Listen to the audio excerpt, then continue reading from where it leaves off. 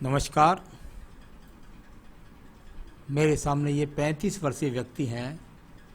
इनकी हस्तरेखा को मैं देखने जा रहा हूँ। सामुद्रिक विज्ञान के अंदर जब जब कनिष्ठा की उंगली सूर्य की उंगली के प्रथम पर्व तक आपकी सबसे छोटी उंगली पहुँच जाती है तो आपके जीवन में आपकी बौद्धिक क्षमता को बताती है। व्यक्ति का बौद्धिक स्तर बहुत अच्छा, व्यक्ति को जीवन में समझदारी बहुत अच्छी तरह निर्णय लेकर चलना, जल्दबाजी ना करना, ये सब यहाँ दिखाई देता है। मानसिक स्तर पूरी तरह से मजबूत, व्यवहार उससे भी अच्छा और धन के आगमन भी निरंतर बनते यहाँ पर दिखते हैं। इसके बाद बात करता हूँ मैं आपकी सूर्य की उंगली की। प्रथम पर्व किसी प्रकार के एग्रेशन का शिकार नहीं, किसी प्रकार के बीपी के आंखों के रोगों का शिकार नहीं, किसी प्रकार के क्रोध का नहीं करते हैं ज़्यादा जल्दबाजी में। सेकंड पर्व व्यवहारिक पर्व सूर्य का बहुत ज़्यादा नाम पहचान दूर तक नहीं है। थर्ड पर्व परिवार को साथ लेकर चलते हैं, माता पिता की बुढ़ापे तक सेवा करते हैं, ये सारी स्थितियां बताती हैं। शनि की उंगली एकदम सीधी, एकदम मजबूत स्तर के साथ है। प्रथम पर्व रोगों के लिए जाना जाता है, रोग के संकेत कुछ नहीं है। लेकिन सेकंड पर्वत पर जब खड़ी हुई रेखाएं नहीं मिलती तो ये अपने आप में मेरे लिए निराशा का विषय है। इसका कारण है जब ये रेखा नहीं होती तो आपके जीवन के अंतर्गत आपको धन के आगमन मजबूत स्थितियों के नहीं होते। यहाँ पर सामान्य शून्य पर्व पड़ा है, लेकिन तीसरा पर्व थोड़ा सा मजबूत लगता है तो लगता है देखने में व्यक्ति को पैतृक सहयोग, पैतृक संपत्ति सहयोग है। अब बात करता हूँ मैं आपकी चौथी उंगली यानी कि आपकी बृहस्पति की उंगली। पहला पर्व किसी रोग को नहीं दिखलाता, दूसरा पर्व पत्नी से कोई संबंध खराब को नहीं दर्शाता, तीसरा पर्व संतान के सुख सहयोग की रेखाएं भी पूर्ण से मौजूद हैं। यहाँ भी आपका रवैया सही रूप से निकलता है। अब बात करता हूँ मैं आपके बुध पर्व के बारे में। यहाँ उंगलियों ने जो फल बताया वर्तमान का वो बोला मैंने। इसके बाद आपका बुध पर्व देखने जाते हैं। बुध पर्व और बुध पर्व पर अगर मैं देखता हूं तो ये वो रेखाएं यहां पर बनती हैं जो बताती हैं व्यक्ति के जीवन के अंतर्गत धन के आगमनों को। सूर्य से निकली रेखा का बुध से संबंध, पिता परिवार से सहयोग, पिता का चलता हुआ काम करना, इस तरह के संकेत बताता है। बहुत ज़्यादा मजबूत धनाढ्य ये रेखा नहीं है, सिर्फ जीवन यापन और कार्य अभी आपका चल रहा है, इस बात को दर्शित करती हैं। मैं बात करूंगा इसके बाद में आपके पर्व की, और वो है आपका सूर्य का पर्व। सूर्य का पर्व नीचे से त्रिकोणात्मक रेखा, परिवार से सहयोग मिला, परिवार का ही सम्मान आगे चला रहे हैं, उससे ज़्यादा ऊंचाई आपने भी प्राप्त नहीं की। इसके बाद ये रेखा ऊपर को जाकर सूर्य पर्व के नीचे पहुंच गई। यानी कि राज्य सरकार से संबंधित कोई टेंडर मिले, कोई संविदा की जॉब मिले, इस तरह का सहयोग अगर आप चाहेंगे तो आपको मिल जाएगा। जहां तक हल्का सा वी का ट्रायंगल बनने का प्रयास करता है तो इसका कोई नुकसान तो नहीं है।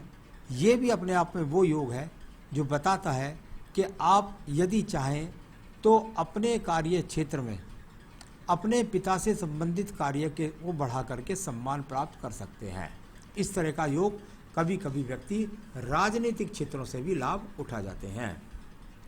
बात करता हूं इसके बाद में आपके पर्व की भाग्य का पर्व। फिर सूर्य पर्व से रेखा निकलती है बृहस्पति को, यानी फिर पिता का सहयोग, और यहाँ से ये भाग्य रेखा आपकी कोई ऊर्जित रेखा नहीं। यानी इस समय पर अगर मैं कहूँ तो आपका भाग्य कोई आपका विशेष साथ नहीं दे रहा है। आप अपने आप में एक तरीके से जो भी जीवन यापन कर रहे हैं वो आपके पीछे से सपोर्ट मजबूती के साथ कर रहे हैं।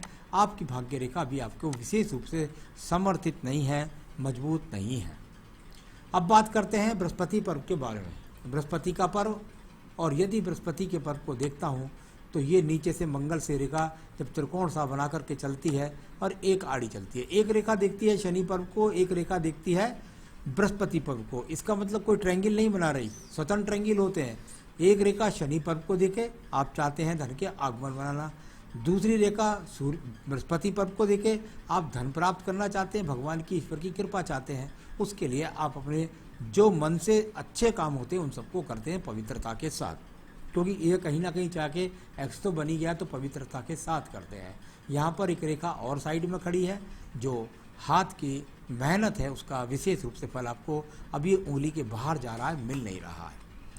अब बात करता हूँ मैं यहाँ पर आपकी हृदय रेखा के बारे में। हृदय रेखा आपके शरीर के रोगों को बताती है।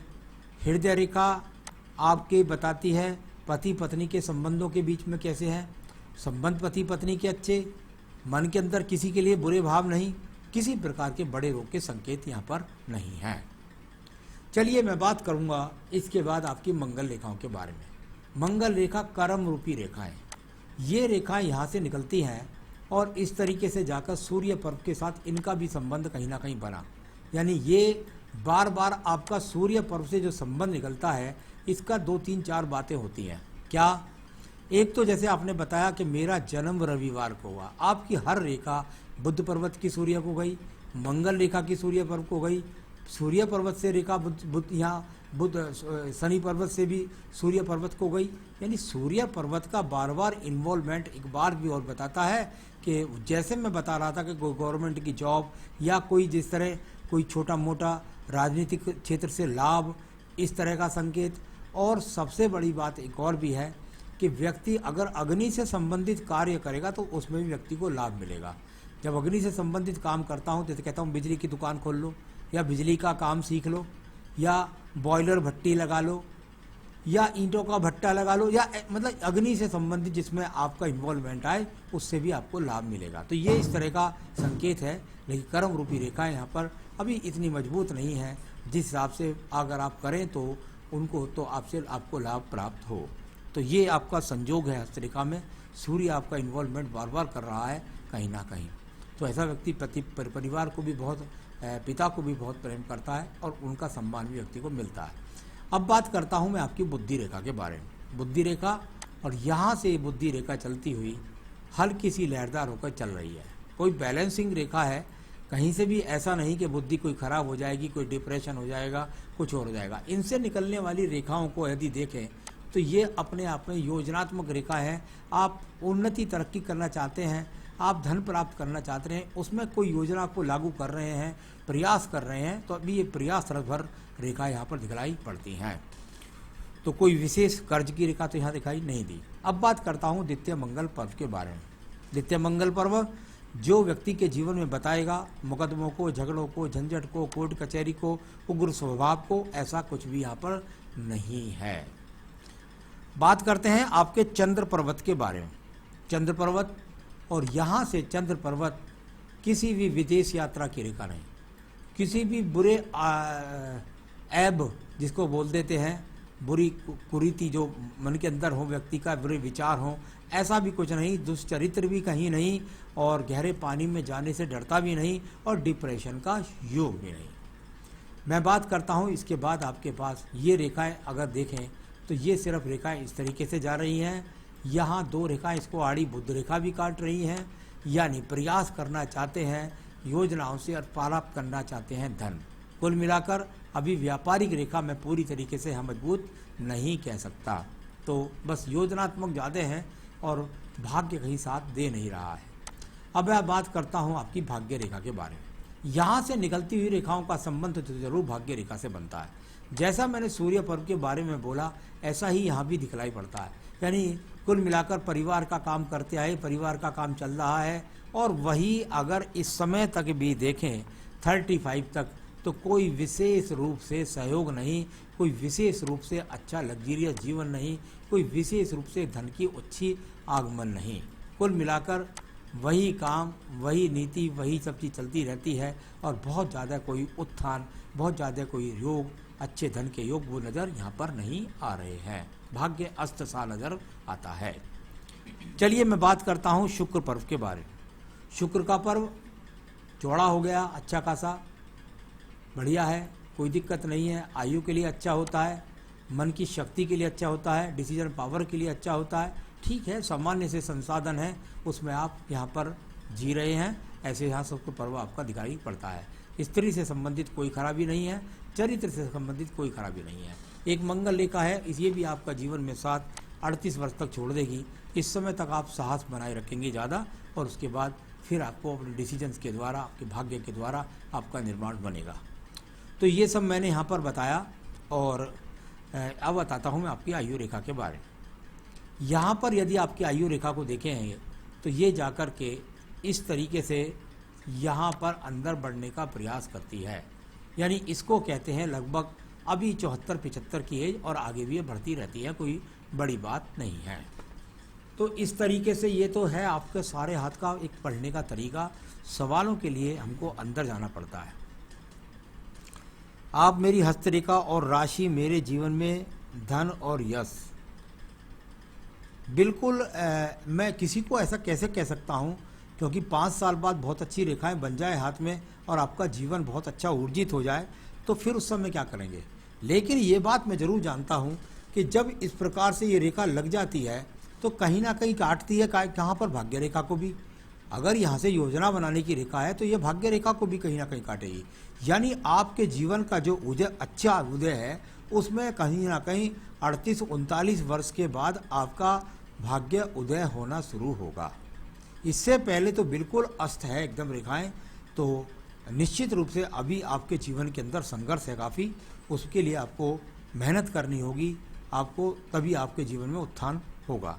तो यहाँ अभी अगर आप कहें भाई धन और यश की बात है, यश में कोई प्रॉब्लम नहीं है, सवाल है धन के आगमन अच्छे नहीं हैं, तो बिल्कुल बनेंगे जीवन में। कीर्ति के बारे में बताएं। कीर्ति के बारे में आपने पूछा, कीर्ति का ही तो पर्व है आपका सूर्य पर्व। सब तरीके से आपके साथ सूर्यदेव इन्वॉल्वमेंट है, बस उनकी पूजा करने की ज़रूरत है, आपका ऊर्जित हो जाएगा, और उसके बाद आपका यश भी और कीर्ति सब बढ़ती चली जाएगी। तो यहाँ पर जिस प्रकार का संयोग थे, वो जो बात थी वो सब मैंने रेखाओं से बोली है। लेकिन यहाँ मैं आपको ज़रूर कहूँगा कि ये 2-3 चीज़ें करिए अगर आप चाहते हैं जीवन में अच्छी तरक्की, उन्नति, धन, पैसा, सब सम्मान, तो आपको ये करना पड़ेगा। सबसे पहले तो आप अपने जीवन में प्रतिदिन सूर्य प्राणायाम और सूर्य प्रणाम दोनों चीज को जोड़ लीजिए। सूर्य को अर्ध जीवन भर जोड़ लीजिए। इसके अलावा आदित्य हृदय स्रोत ये रोजाना आप प्रतिदिन पढ़िएगा, और पढ़िएगा साथ में दारिद्र्य दहन स्रोत, ये पूजा करनी है आपको। और रतन आपका जो बनता है वो बनता है आपका पुखराज। तो आप चाहें तो इस पुखराज को मुझसे मंगा सकते हैं, आपके स्थान तक मैं पहुंचा सकता हूं। यह आपका धन का आगमन बनाएगा, कीर्ति, यश, सम्मान सब चीज़ दिलाएगा। आप जीवन में तरक्की करें, सुखी रहें, ये मेरी शुभकामनाएं हैं। नमस्कार।